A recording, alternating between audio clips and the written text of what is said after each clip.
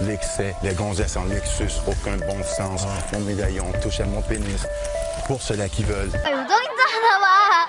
공주병 쩔어. 못생긴 괴물을 멸시.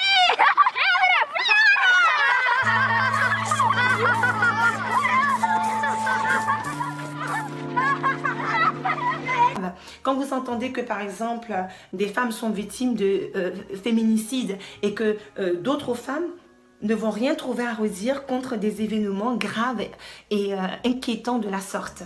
Ou bien, il y a des femmes qui sont systématiquement dans la mentalité de défendre des hommes qui sont accusés de comportements misogynes envers les femmes, de comportements abusifs. Hein. Par exemple, avec le phénomène MeToo, on a vu que certaines femmes montaient au créneau pour défendre certains hommes comme si ils avaient besoin d'avocates pour les défendre. Non, mais ces gens-là, ils sont suffisamment grands pour mépriser les femmes, pour les maltraiter au quotidien et abuser d'elles émotionnellement, physiquement ou sexuellement. Je ne vois pas pourquoi ils ressentent le besoin d'être défendus par d'autres femmes. C'est pathétique. Donc réveillez-vous. Hein? À partir du moment où les gens sont capables de faire des mauvaises choses, c'est à eux de trouver les solutions pour résoudre les problèmes qu'ils ont créés.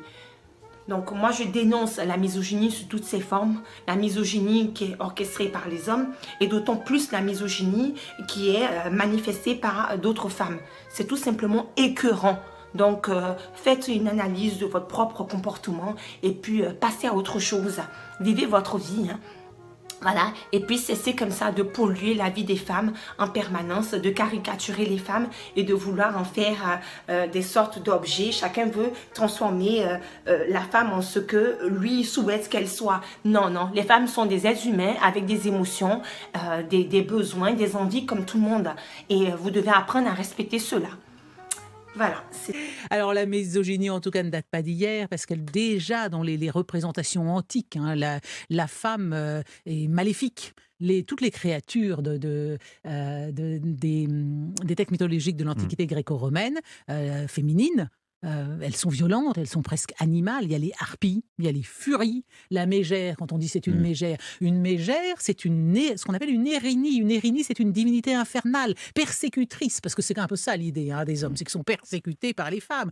Et puis, quand les femmes sont pas persécutrices, elles sont très curieuses, c'est leur gros défaut. Pandore, cette femme qui ouvre la boîte des secrets de l'humanité. Source de tous nos malheurs. Exactement, elle est curieuse. Mais bien sûr, bien sûr. Non, mais bien sûr. Ève, elle est tentatrice, elle est pécheresse. Évidemment, c'est elle qui donne la pomme à Adam. Elle est coupable de tous les maux. Mais j'étais là déjà sur les textes mythologiques de l'Antiquité. Il y a aussi toutes les déesses. Les déesses, elles sont jalouses, elles sont inquiétantes. Les Amazones sont des meurtrières, sont des femmes meurtrières. Un auteur grec du IIIe siècle, Stobée, rappelle une formule en vogue dans la Grèce antique. Un garçon, on l'élève toujours, même si on est pauvre. Une fille, on l'expose, même si on est riche, on l'expose, c'est-à-dire qu'on l'abandonne à la naissance des filles. On n'en veut pas. Dans les textes scientifiques aussi, Hippocrate, Aristote, Galien, la femme est débile, la femme est fragile. Ce discours misogyne, il est donc organisé dès l'Antiquité. Les théologiens et les philosophes, naturellement, dans la foulée d'Ève, pécheresse, nous disent qu'elle est lubrique, qu'elle est dangereuse. La femme, en gros, c'est la défectuosité. Voltaire lui-même, s'était indigné qu'il y ait un article sur les femmes dans l'encyclopédie. Il trouvait que ça n'avait rien à faire dans un livre aussi sérieux. Je pense qu'il n'avait pas encore rencontré Madame Émilie du Châtelet qui a suscité son... Ça a dû le calmer un petit peu. Nietzsche, la femme est une surface qui mime la profondeur. Ça, c'est quand même gratiné. Et Alain, le philosophe Alain qu'on aime tant pourtant, j'ai souvent envie de demander aux femmes par quoi elles remplacent l'intelligence. Mais le grand théoricien français de la misogynie, c'était Pierre-Joseph Proudhon. Il s'est passionné pour la question ouvrière et la misère, ça c'est assez connu, mais sa bête noire, c'était en fait la tentative d'émancipation des femmes. Et il a opéré une intéressante typologie des femmes. En gros, il y a les viragos, et puis la femme émancipée, qu'elle est une poule qui chante le coq. Il faut s'en méfier comme de la peste, car les conséquences de son émancipation sont graves et incalculables. Et puis cette dernière, qui résume tout, si vous voulez mon avis, le mystère de l'homme, c'est que la femme puisse l'aimer. Ça c'est plus beau. C'est plus juste. Merci Clémentine. Bon. Et ce qui prouve bien que la misogynie n'a pas de sens, car l'homme et la femme sont égaux, en tout cas dans la nullité. En même temps, ces mêmes hommes, quand ils nous voient, toi ou moi, Ils pensent qu'on est contre eux. Enfin, je ne sais pas comment tu es, toi. Moi, j'aime les hommes. Je ne suis pas contre eux. Rien ne me semble plus triste, par contre, qu'une assemblée d'hommes et qu'une assemblée de femmes. Moi, j'aime la mixité. Il n'y a que les hommes qui ont inventé la ségrégation des sexes. Aussi, ça, c'est une vraie chose. Moi, je déteste quand je ne vois que des filles dans une assemblée, même si c'est des filles qui se prennent très, très bien en main, qui sont très garçons, que par contre, j'aimerais en tant que féministe. Mais je trouve ça sinistre. J'aime la mixité. Par contre, les hommes, quand ils sont tous ensemble en costume, cravate dans les assemblées nationales, etc., ils ne se regardent pas en disant « Mais qu'est-ce qui arrive? C'est un monde terrible. Qu'est-ce qu'on a fait pour être là, tous là, entre hommes, à faire des lois ?» Ils ne se posent pas cette question. Ils se disent pas « On est contre les femmes ou quoi ?» Eh bien oui, ils sont contre les femmes. La vérité, c'est que les femmes n'ont jamais été contre les hommes et que les hommes ont été contre les femmes et que là, il y a un non-dit.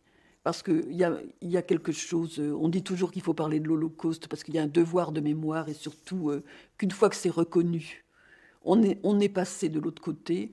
Or, sur la guerre faite aux femmes, sur le fait qu'elles ont été mises en esclavage, en tutelle partout dans le monde, que c'est historique, que s'il n'y a pas d'artistes femmes, de grandes artistes femmes, quand on te dit il n'y a pas Mozart, mais quelle femme a été...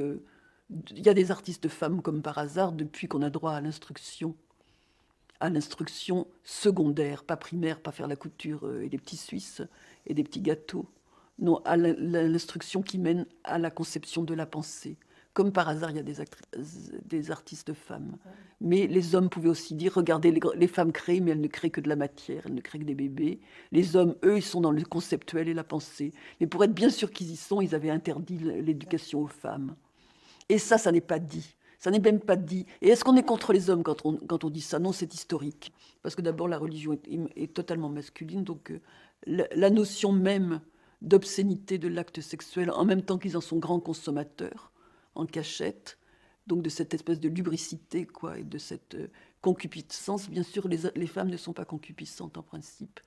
Donc je veux dire que c'est évidemment les hommes. D'abord, moi, ce que je disais très souvent, les femmes ne peuvent pas être pudiques, elles accouchent. Alors quand elles accouchent, c'est très bien d'écarter les jambes, c'est très bien. Ça n'est plus du tout obscène. Ça peut être filmé par la télévision avec tout le monde qui est là, parce que là, c'est pour la bonne cause. C'est tellement émouvant de donner la vie. Donc ce même sexe, pourtant tuméfié, sanguinolent, on peut l'exposer à la télévision, tout le monde peut le voir. Mais si c'est Raphaël, là, Anderson, alors là, comme on est libre de religion, on est libre de la réfuter. Moi, personnellement, je la réfute. Parce que je pense que ça n'a jamais servi qu'à une chose, pas à protéger les femmes contre les violences sexuelles dont elles pouvaient être abusées, mais au contraire, de les mettre à disposition en leur infligeant une tutelle et une utilité, qui était l'utilité pornographique pour les hommes. Donc, dès qu'une petite fille a ses règles, elle est épousable et baisable, sans qu'on lui demande son avis. Ça fait partie de la morale judéo-chrétienne islamique.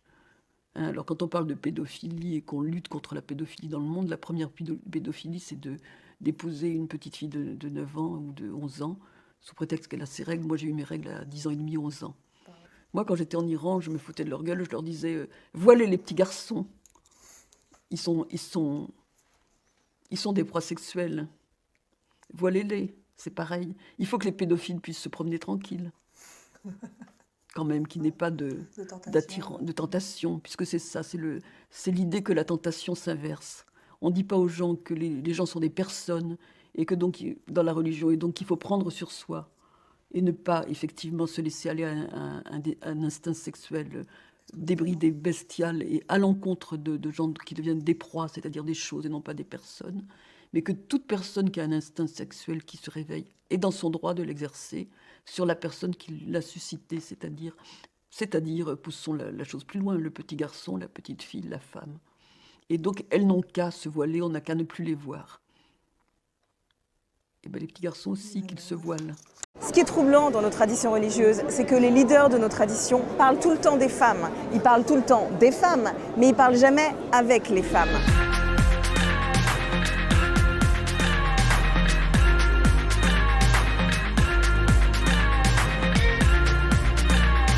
Ils parlent tout le temps des femmes quand il s'agit de décréter quelque chose sur le corps des femmes, sur la contraception, sur le planning familial, sur le droit d'une femme à disposer d'elle-même ou de son corps. Alors là, ils sont très présents pour parler des femmes, mais quand il s'agit de parler avec elles ou d'entendre leur voix, alors là, tout à coup, il y a comme un silence. Dans la Bible, dans les textes religieux, il y a bien des femmes qui sont des héroïnes et qui font changer l'histoire. Et si elles n'avaient pas accès à la parole, si elles n'avaient pas une voix politique au sens premier du terme, une voix dans la cité, eh bien l'histoire s'arrêterait là. Moi j'ai en tête plein d'exemples dans la Bible, Rebecca, Esther, Ruth, tous ces personnages féminins extrêmement importants de nos textes, ils sont là pour changer l'histoire. Et si on ne leur avait pas fait de place, au nom de principes conservateurs qui sont malheureusement bien souvent ceux des religions aujourd'hui, eh bien le texte que nous lisons ne serait pas celui-là. Il faut changer les modèles, c'est-à-dire qu'il faut que de plus en plus de femmes soient mises en position autour de nous d'interpréter le texte, de le lire, de l'enseigner, d'avoir accès à une certaine érudition. Parce que si vous n'avez pas accès au savoir, vous n'aurez jamais accès au pouvoir. Et c'est particulièrement vrai dans le monde religieux. Donc si on change ces modèles, tout à coup on fait grandir une nouvelle génération avec d'autres repères. On est héritier dans nos traditions religieuses d'un monde où tout a été filtré par le regard et par la voix et par l'interprétation des hommes. Et c'est pas évident de repenser ça. La puissance de nos textes religieux, si on les considère comme sacrés, c'est qu'ils doivent continuer à être pertinents pour aujourd'hui. Et également, on doit accepter l'idée qu'on encense le parcours d'hommes et de femmes dans nos traditions qui ont changé leur temps, qui ont été capables d'être novateurs, de réformer dans le monde dans lequel ils vivent. C'est vrai, par exemple, d'Abraham, de Moïse, pour les chrétiens de Jésus. Enfin, dans toutes ces traditions, les héros sont des gens qui ont eu le courage de changer une perception figée qui était celle de leur temps. Et moi, je crois qu'être vraiment les héritiers, d'être vraiment des enfants d'Abraham, puisque c'est ce qu'on réclame si souvent dans nos traditions, être un enfant d'Abraham, c'est peut-être être capable parfois du même culot, même capacité de remise en question, de réforme qui a été celle de nos ancêtres.